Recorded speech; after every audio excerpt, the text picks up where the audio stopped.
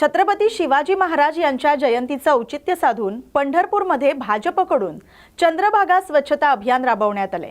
यावेळी भाजपचे माजी आमदार प्रशांत परिचारक यांच्यासह सुमारे 500 कार्यकर्ते या स्वच्छता अभियानात सहभागी झाले होते।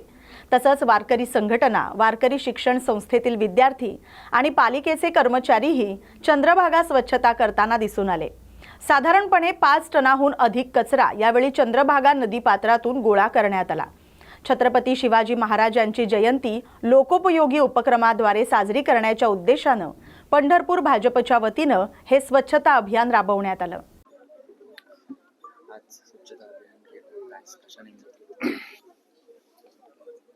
राष्ट्रनायक छत्रपती शिवाजी महाराजांच्या जयंतीच्या एक दिवस अगोदर पंढरपूर शहरातल्या पवित्र चंद्रभागेची स्वच्छता करावी अशा पद्धतीचे एक विचार भारतीय जनता पक्षाच्या सगळ्या तरुण कार्यकर्त्यांच्या मनामध्ये होता।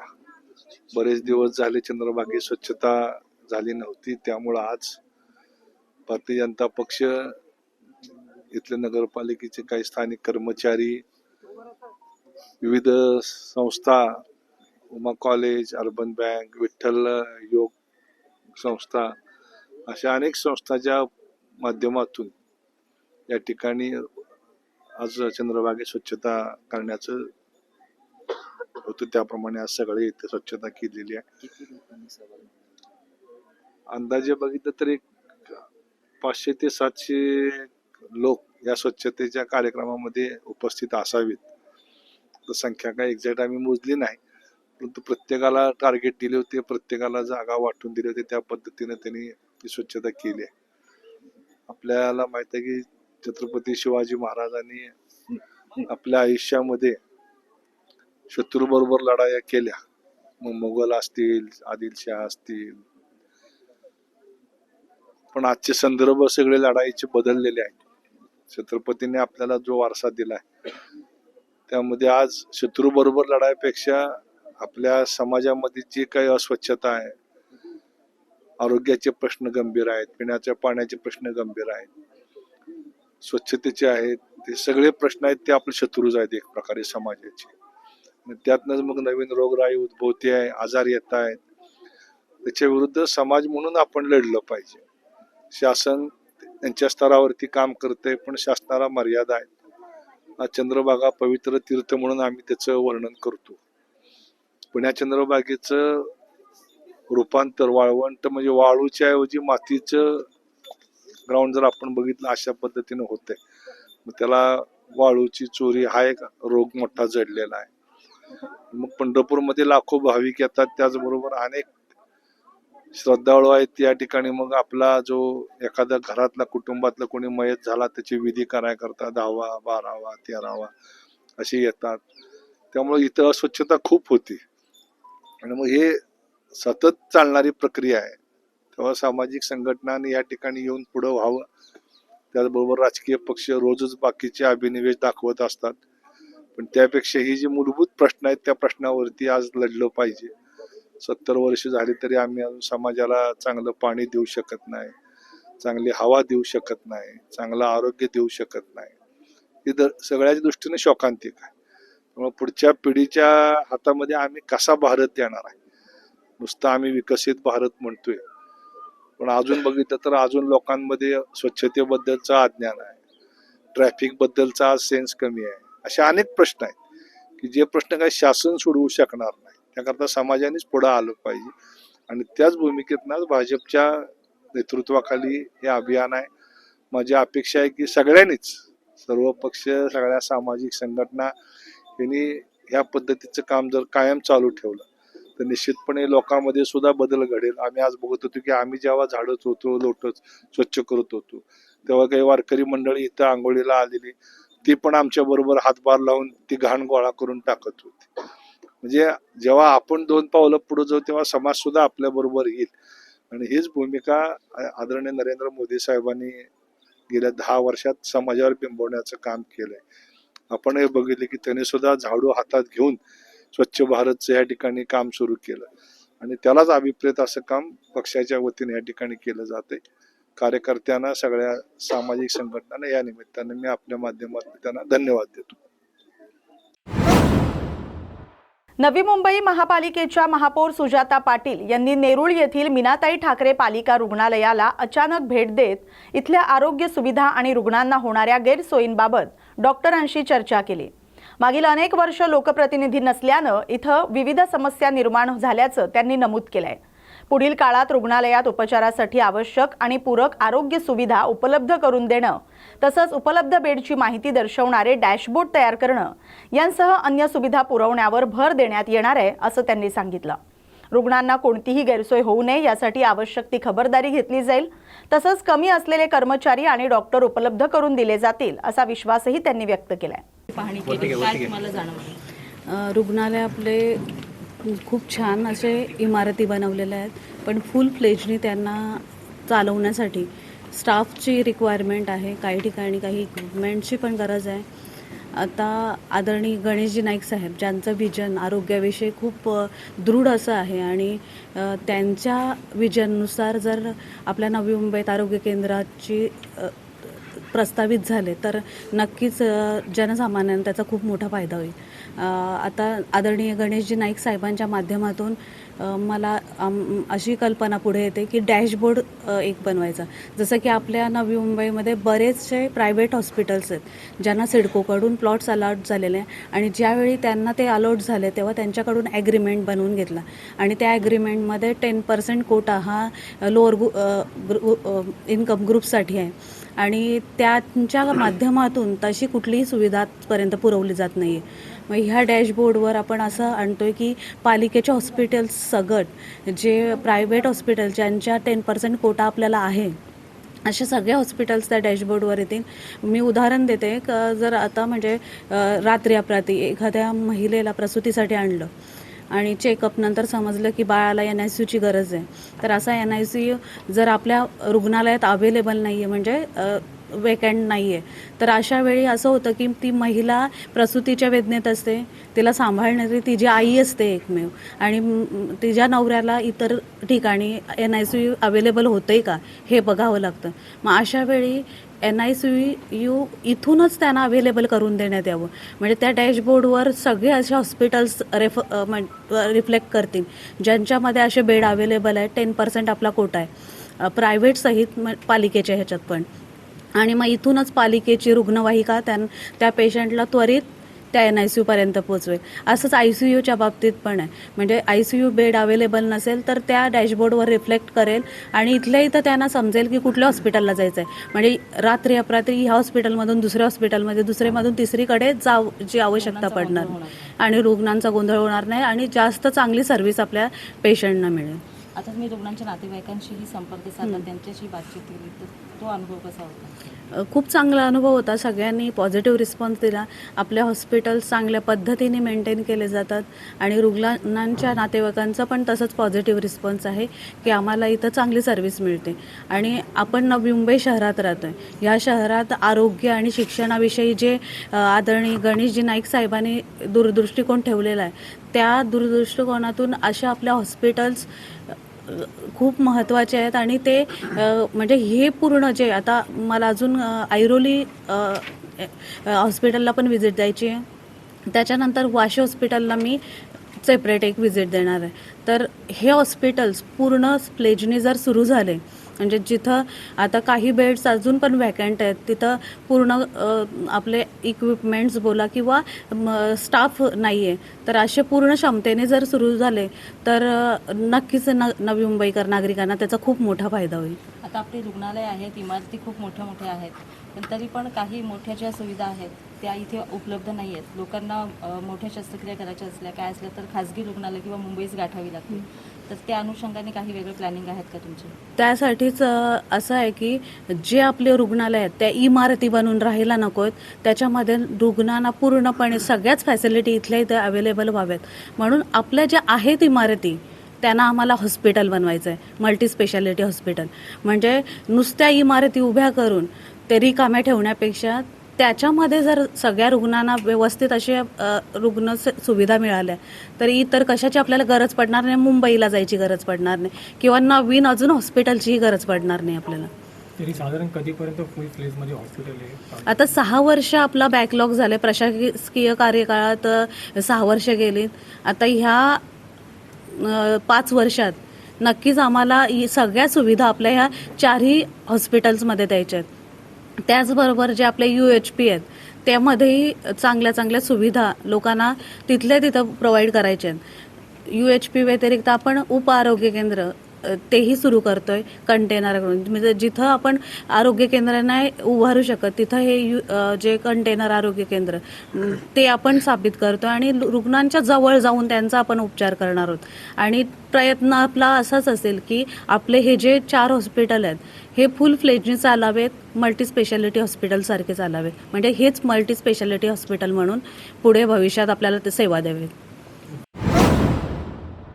मंत्रालयात लाचेचे प्रकरण अत्यंत चुकीचं आहे. ह्या घटनेचा तपास सुरू असून सर्व बाबी लवकरच समोर येतील असं महाराष्ट्र राज्य महिला आयोगाच्या अध्यक्षा रुपाली चाकणकर यांनी भंडारा इथं पत्रकारांशी बोलताना सांगितलंय. रोहित पवार यांच्याकडून दररोज वेगवेगळी विधानं केली जात आहेत. आमचे राष्ट्रीय कार्याध्यक्ष प्रफुल्ल पटेल आणि प्रांताध्यक्ष सुनील तटकरे यांनी या विषयावर सविस्तर संवाद साधलेला आहे. योग्य वेळ आल्यावर पक्षश्रेष्ठी सर्व प्रश्नांची उत्तरं देतील असं त्यांनी स्पष्ट केलंय. कोणतेही पुरावे नसताना अशा प्रकारची विधानं करणं चुकीचं आहे. त्यांच्याकडे पुरावे किंवा कागदपत्र असतील तर त्यांनी ती पुढे मांडावीत असा टोला त्यांनी रोहित पवार यांना लगावलाय. याच्यामध्ये 3 आरोपी हे अटकेत आहेत. त्या मुळाशी खोलात जाऊन याची पूर्णपणे चौकशी होईल. राज्य महिला आयोगाच्या वतीनं तपासाच्या सूचना दिलेल्या आहेत. खरं तर हे प्रकरण बाल हक्क आयोगाकडचं आहे, पण महिला आयोग म्हणून आम्ही याच्यामध्ये निश्चितपणाने लक्ष घालू आणि याच्यामध्ये जो काही तपास समोर येतोय, जे काही पुरावे समोर येतात, जे काही प्रथमदर्शनी लोक आहेत किंवा केवळ इतकेच नाहीत, हे 6च आरोपी नाहीत, तर यामध्ये ड्रायव्हर कोण असेल किंवा बाळाला घेऊन जाण्याची मदत कोणी केली असेल, जे कोणी आरोपी असतील त्यांच्यावर कठोर कारवाई केली जाईल. यापूर्वी अशा घटना किंवा याच्यामध्ये कोण सहभागी आहेत आणि खऱ्या अर्थानं चुकीची डॉक्टर डिग्री लावून अशा पद्धतीने अजून कोणाच्या फसवणूक केलेत का, आणि याच्यामध्ये अगदी बँकेचे व्यवहार सुद्धा चेक केले गेलेले आहेत, फोनचे चॅटिंग चेक केले गेलेले आहेत, की यामध्ये पैशाचा व्यवहार सुद्धा किती झालेला आहे ही सुद्धा माहिती यामध्ये घेतलेली आहे. हे 6 आरोपीच नाही तर याच्यामध्ये त्यांना मदत करणारी कोणी व्यक्ती असेल, डॉक्टरांची अजून कोणती ट्रीप असेल, की अगदी ड्रायव्हर पासून त्यांना बाहेर घेऊन जाणारं तिथे काही परिचित, या सगळ्यांची चौकशी केली जाईल. तुम्ही ज्या अधिकाऱ्यांचं नाव सांगितलं, मी पोलिसांना सूचना दिली की अधिकाऱ्याचा तपास करावा. अधिकाऱ्यांनी अशा पद्धतीची जर मागणी केली असेल तर त्या अधिकाऱ्याला निलंबित केलं जाईल. बुलडाणा जिल्ह्यात पोलिसांनी अनेक ठिकाणी शेतकऱ्यांच्या शेतात छापा टाकून अनेक कोटी रुपयांचा गांजा अफू जप्त करण्यात आलाय. यावर शेतकरी नेते रविकांत तुपकर यांनी प्रतिक्रिया दिली. शेतकऱ्यांना अफू लावण्याची परवानगी देण्यात यावी. इतर राज्यांमध्ये अफू लावण्यासाठी प्लॉट्स दिले जातात, महाराष्ट्रात का दिले जात नाही असा सवाल शेतकरी नेते रविकांत तुपकर यांनी सरकारला केलाय. बुलढाणा जिल्ह्यातल्या अनेक शेतकऱ्यांच्या शेतामध्ये पोलिसांनी धाडी टाकल्या आणि त्या शेतकऱ्यांनी अफूची शेती केली असा आरोप आणि असा ठपका त्यांच्यावर ठेवला. वास्तविक पाहता अफूपासून फक्त नशा येते असं नाही, तर अफूपासून मेडिसिन तयार होतं, लक्षात घ्या. आणि मध्य प्रदेशसह इतर राज्यांमध्ये अफू लावण्याची शेतकऱ्यांना परवानगी आहे, त्याचे प्लॉट दिले जातात, परंतु महाराष्ट्रात अफू लावायची परवानगी नाहीये. ही वेळ शेतकऱ्यांवर का येते आहे? कारण एका बाजूला सोयाबीनला भाव सरकार द्यायला तयार नाही, दुसऱ्या बाजूला कापसाला भाव नाही, कोणत्या शेतीमालाला भाव नाही, शेतकरी कर्जमाफी करायला सरकार तयार नाही आणि शेतकरी आत्महत्येच्या उंबरठ्यावर उभा आहे. अशा परिस्थितीमध्ये महाराष्ट्रात सुद्धा अफू लावण्याची परवानगी इतर राज्यांप्रमाणे आपल्या राज्यांना दिली पाहिजे, ही आमची मागणी आहे. या शेतकऱ्यांच्या पाठीशी आम्ही शेतकरी संघटना म्हणून खंबीरपणे उभे आहोत. या शेतकऱ्यांना जी काय लिगल मदत लागेल ती पूर्ण लिगल मदत करायला आम्ही तयार आहे. शेतकरी संघटनांची सातत्यानं मागणी राहिलेली आहे की आम्हाला अफू लावायची परवानगी द्या. जर देशातल्या इतर राज्यांमध्ये जर याचे प्लॉट्स दिले जातात तर महाराष्ट्रामध्ये याचे प्लॉट्स का दिले जात नाही हा खऱ्या अर्थानं प्रश्न आहे. भिवंडी शहरातील नदी नाका परिसरातील कमला कंपाऊंड इथं कोळशानं भरलेला ट्रक पलटल्याची घटना घडली. सुदैवानं या अपघातात कोणतीही जीवितहानी झालेली नाही. हा ट्रक पनवेल येथून कोळसा भरून नदी नाका येथील शिवकृपा डाईनकडे जात होता. चालक कृष्णा यांनी ट्रक वळवताना रस्त्याच्या कडेला असलेली माती ओलसर असल्यामुळे वाहनाचा तोल गेला. कोळशाचा संपूर्ण भार एका बाजूला झुकल्यानं ट्रक अनियंत्रित होऊन रस्त्यावर पलटी झाला. जागतिक फुटबॉलपटू लिओनेल मेस्सी नुकतेच भारतात येऊन गेल्यानं फुटबॉलची क्रेज आता ग्रामीण भागापर्यंत पोहोचल्याचं चित्र दिसतंय. नांदेड जिल्ह्यात पहिल्यांदाच ग्रामीण भागात राज्यस्तरीय फुटबॉल स्पर्धेचा थरार पाहायला मिळाला. नांदेड जिल्ह्यातील धर्माबाद इथं विफा असोसिएशनच्या वतीनं राज्यस्तरीय फुटबॉल स्पर्धेचं आयोजन करण्यात आलं होतं. 8 दिवस चाललेल्या या स्पर्धेत राज्यभरातील 27 संघांनी सहभाग घेतला होता. या स्पर्धेच्या अंतिम सामन्यात मुंबई आणि पुणे संघांनी मजल मारले. धर्माबादकरांना अंतिम सामन्यातील रोमांचक लढत अनुभवता आली. या सामन्यात मुंबई संघानं पुणे संघाचा 3-1 गोलनं पराभव करत विजेतेपद पटकावलं. जिल्हाधिकारी राहुल कर्डिले यांच्या हस्ते विजेत्या संघांना चषक आणि पारितोषिक प्रदान करण्यात आले. वेस्टर्न इंडिया फुटबॉल असोसिएशन कडून जी दरवर्षी फुटबॉल स्पर्धा घेण्यात येते, त्यामध्ये इंटर डिस्ट्रिक्ट स्पर्धा धर्माबादमध्ये आता होतीये. मला वाटतं पहिल्यांदाच इतक्या छोट्या तालुका लेवलच्या शाळेमध्ये ही स्पर्धा होतीये. ही केवळ धर्माबादसाठी नाही तर नांदेडसाठी खूप अभिमानाची गोष्ट आहे. कारण आपल्याला माहिती आहे की जे मिशन महादेव आहे, गेल्या काही दिवसापासून माननीय मुख्यमंत्री महोदय यांच्या संकल्पनेतून चालू केलेलं आहे. आणि त्यामध्ये फुटबॉल ची लोकप्रियता कशा पद्धतीने वाढवता येईल आणि गावागावापर्यंत हा कसा पोहोचवता येईल यासाठी हे अभियान चालू केलंय. आणि म्हणतो त्या अभियानाचा एक भाग म्हणून अशा छोट्या ठिकाणी स्पर्धा होती. फुटबॉल हा जागतिक पातळीवर अतिशय लोकप्रिय खेळ आहे आणि विशेषतः अलीकडं लिओनेल मेस्सीने जेव्हा भारतामध्ये व्हिजिट केली तर त्याची फार मोठी क्रेज तरुणांमध्ये पाहायला मिळाली. आणि मला वाटतं इकडं फुटबॉलकडे जर मुलं वळले तर एक खूप चांगलं हा खेळ राहील. खूप तुलनेने रिझनेबल खेळ आहे, स्वस्त आहे आणि त्यामध्ये खूप मोठ्या संख्येने मुलं एंगेज होतात. आणि जे काय फिजिकल ॲक्टिव्हिटी आजच्या काळामध्ये कमी झालेल्या आहेत, तर त्या फिजिकल ॲक्टिव्हिटी असतील किंवा नॅशनल इंटरनॅशनल लेवलला देशाचं प्रतिनिधित्व करायचं असेल तर फुटबॉलसारखं मोठं पोटेन्शियल आहे. आणि मला वाटतं अशा स्पर्धा म्हणजे त्याची सुरुवात आहे. आता मुंबई पुण्याची टीमची फायनल या ठिकाणी आपण चालू केलेली आणि मोठ्या संख्येने आपले मुलं त्यात बघायला आलेले आहेत. आपले जे या स्पर्धेसाठी उपस्थित असलेले किरणजी चौगुले जे सचिव आहेत वेस्टर्न इंडिया फुटबॉल असोसिएशनचे आणि इथले पदाधिकारी आहेत, ते यामध्ये चांगलं काम करतात. आणि मला वाटतं की भविष्यामध्ये ज्या गोष्टी शक्य आहेत जिल्हा प्रशासनाकडून आणि क्रीडा विभागाकडून त्या आपण फुटबॉलसाठी निश्चित करू. धन्यवाद. विफा व RKSUMच्या संयुक्त विद्यमानाने हे होत असलेले फुटबॉलचे जे इंटरस्टेट मॅचेस आहेत त्याच्यामध्ये पूर्ण 27 टीम राज्यभरातून सहभाग झालेले आहेत. आणि मला सांगायला अभिमान वाटतो की धर्माबाद सारख्या छोट्याशा तालुका प्लेसवर हा एवढा मोठा जो उत्सव, खरं म्हणलं तर उत्सवच आहे हा, मुलांसाठी हा होत आहे. याच्यासाठी सगळ्याच धर्माबादकरांचा मी धन्यवाद देतो की त्यांनी भरभरून प्रतिसाद दिलेला आहे. हा उत्सव ह्याच्यासाठी म्हणतोय की मुलांना इथून निघून नॅशनलमध्ये जायचं आहे. जो काही आज इथून निघून मॅचमध्ये विनिंग होणार आहे तो नॅशनलचा एक प्लेयर होणार आहे. तर ह्याच्यासाठी एवढं सांगतो, कीचड़ से कमल खिलता है, कीचड़ से कमल खिलना यानी छोटे से शहर से भी हमारा बच्चा नेशनल तक जा सकता है. और ये पहले भी हमारे RKSUM के बच्चों ने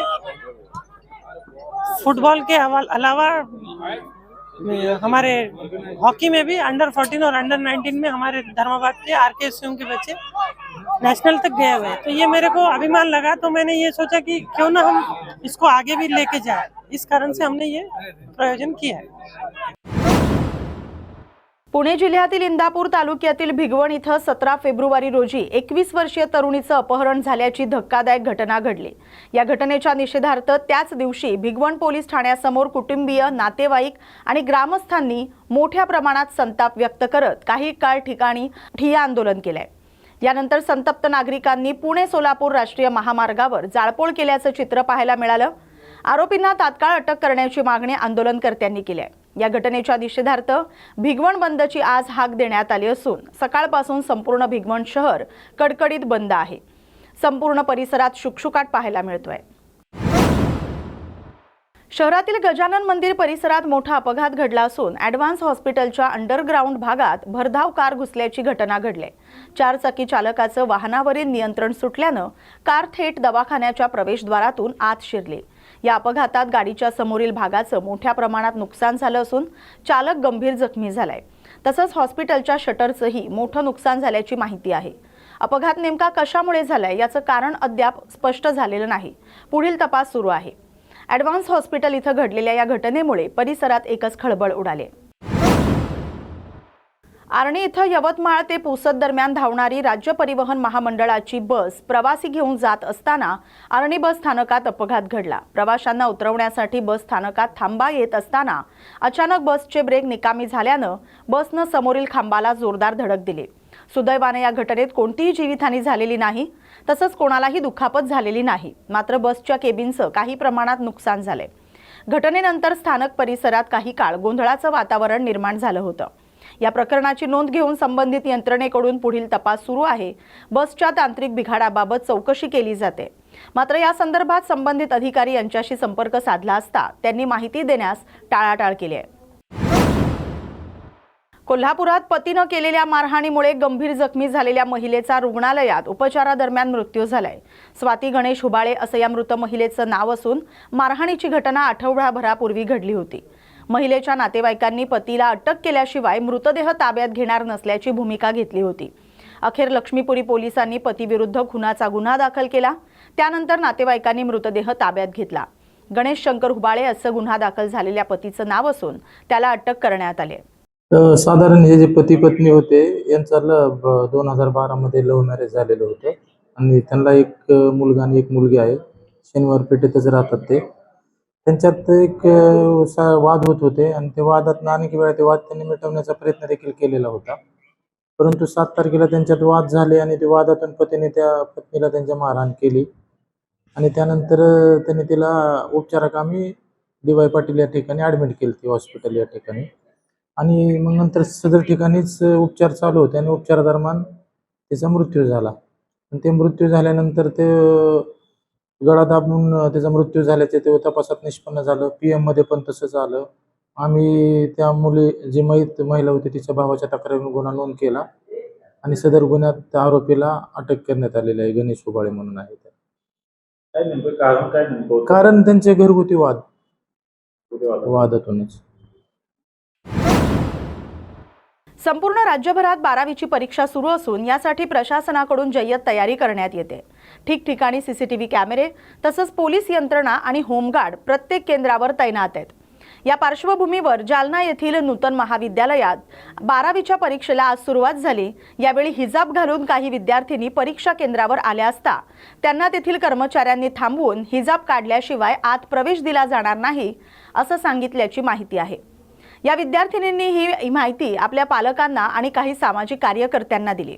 त्यानंतर पालक आणि सामाजिक कार्यकर्त्यांनी परीक्षा केंद्रावर धाव घेत शिक्षकांना जाब विचारला। यावेळी शिक्षक आणि केंद्र प्रमुखांनी स्पष्ट केलं की विद्यार्थ्यांची ओळख पटवणं हे आमचं प्रथम प्राधान्य असून प्रत्येक विद्यार्थी योग्य तोच आहे याची शहानिशा करूनच प्रवेश दिला जातोय। त्यानंतर संबंधित विद्यार्थिनींना परीक्षा केंद्रात प्रवेश देण्यात आला।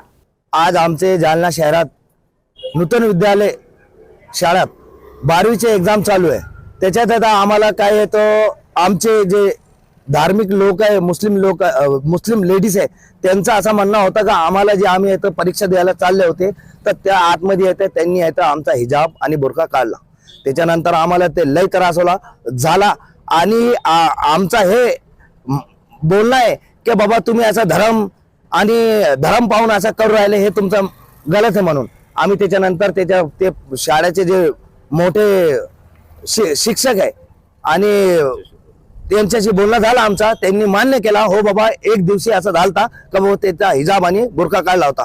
ते जे झाला त्यांनी बोलले आम्हाला याच्यानंतर काय होणार नाही। मी आहे तर आमचे ज्येष्ठ नेते असदुद्दीन अवीजी साहेब आणि आमचे महाराष्ट्रचे नेते इम्तियाज जलील साहेब त्यांच्याशी बोलणं झालं माझा। त्यांनी मला बोलले आणि त्याच्यानंतर आम्ही आल्याच्या नंतर आम्हाला या लोकांनी आश्वासन दिला आणि याच्यानंतर त्यांनी चूक जे केली त्यांनी मान्य केला आणि याच्यानंतर अशी काय चूक होणार नाही असं आम्हाला आश्वासन दिला।